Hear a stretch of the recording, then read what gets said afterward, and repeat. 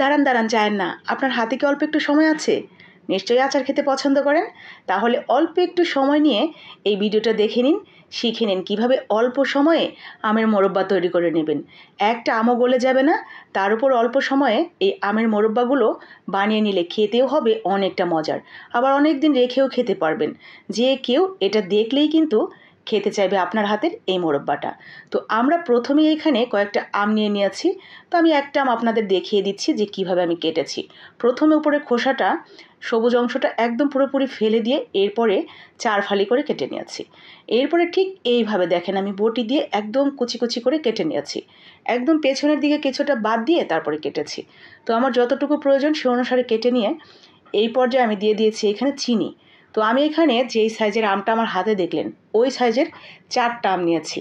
তো 4টা আমের জন্য আমি এখানে বড় যে ডাল বাড়ার চামচ থাকে আমাদের প্রত্যেকের বাসায়, তো সেই ডাল বাড়ার চামচের 2 চামচ চিনি দিয়েছি ভরপুর করে। 2 চামচ চিনি, তার সাথে 1 চামচ পানি দিয়ে একটা এলাচ দিয়ে জাল করে নিয়েছি। ঠিক ততক্ষণ জাল করব যতক্ষণ পর্যন্ত ওই যে বাড়তি যে 1 চামচ পানি দিলাম ওই পানিটা শুকিয়ে একদম পিওর চিনির শিরাটা না আসে। ঠিক যখন চিনির শিরাটা পিওর এসে যাবে, ঘন ঘন হবে, তখন আমগুলো ছেড়ে দিব। আপনি যদি পানিটা থাকতে থাকতে আমগুলো দিয়ে দেন তাহলে কিন্তু আম গলে যাবে দেওয়ার সাথে সাথে। তো এটা মাথায় রেখে আপনারা মোরব্বাটা তৈরি করবেন।